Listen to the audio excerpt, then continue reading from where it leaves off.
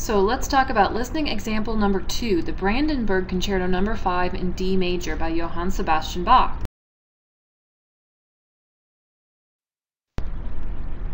We know who Bach is now. We know what his life was like and what type of music he liked to write. These particular concertos he wrote when he was working at one of the courts during the earlier parts of his life. He named the concertos after the actual court patron who wanted the music in hopes of currying favor with them. In other words, he was hoping to get some fame or money by writing these concertos and giving them to this particular court prince. All of the concertos are written for very unusual instrumentation. We think that's because, as I've said before, in the Baroque period you never knew what instruments you were going to have available to you. So when he wrote these, he was writing for the particular group of musicians that were surrounding him at the time. What is typical about the works are that they have a typical Baroque string orchestra as the background, and it has a basso continuo grouping. Remember, that's a keyboard player with a bass instrument that play the harmony lines. Brandenburg Concerto number 5 is spectacular because it's the first time that a harpsichord, the keyboard instrument usually in the background playing harmony, was ever used as a solo instrument in a piece of music.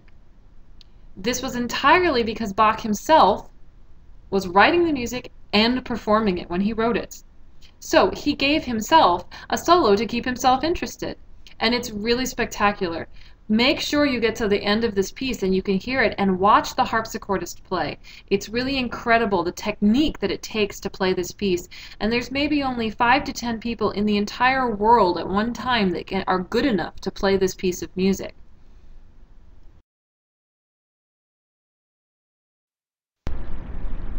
So, in order to understand this piece of music better and not just simply think about the characteristics you've already learned about, we need to know what form this music takes. The Brandenburg concertos are all concerto grossos. Grosso means large, big, huge, and concerto means a concert piece, or basically a piece of music. So these are considered to be large pieces of music. It's a form of Baroque music only. After the Baroque period, this type of concerto fell out of being and was replaced by other forms of music. It's a form in which a small group of instruments is pitted against a larger ensemble. So in other words, in Brandenburg 5, you see 3 soloists, a flute player, a violin player, and the actual harpsichordist is considered a soloist as well. And those 3 soloists are pitted against a small orchestra of up to 20 players that has a basso continuo. So you see there is a small group and a large group, and they play at different times and together to create contrast. The larger ensemble is known as a tutti. It's the Italian word for all or everyone. Using the 2 groupings of instruments creates contrast and excitement, but we still get the unity of mood that's really important to Baroque music because the melody and the harmony lines are still there, creating that sense of continuous music and continuous sound for us. This is why it was such a popular form.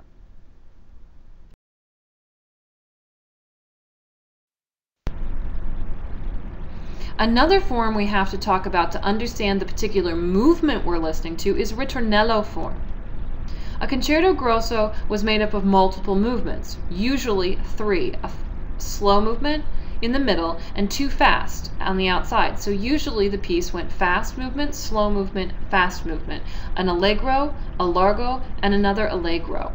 The first and last movements are almost always in what's called ritornello form because the tutti, the larger ensemble, begins these movements by playing a melody.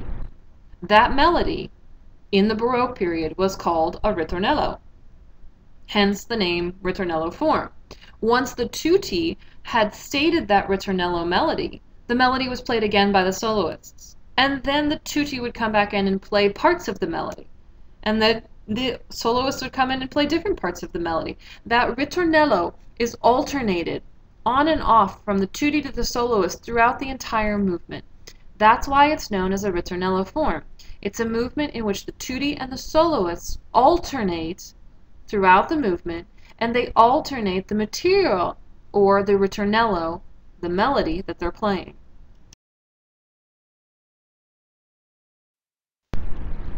So let's talk more specifically about the movement that you listened to from the Brandenburg Concerto No. 5 by J.S. Bach. It's an allegro, it's a faster paced music, and it should feel like it has lots of energy. Let's listen to a little bit together.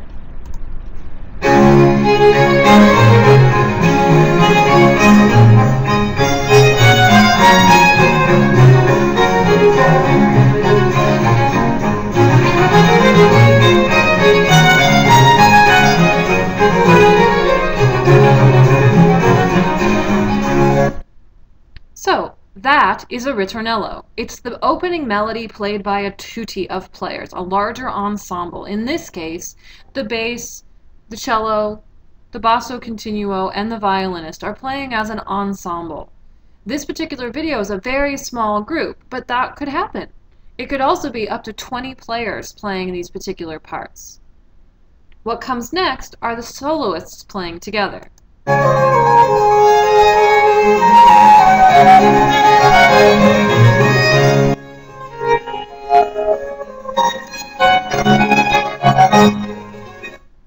So you hear the fact that occasionally the tutti interjects and plays a note that it could be considered harmony. But basically, it's the soloists playing melody snippets by themselves. So it starts as a ritornello, it then goes and moves to the soloists. Can you also hear the basso continuo? You will always hear the bass line in both the harpsichord and the cello. Let's continue listening and see whether we can hear any dynamics.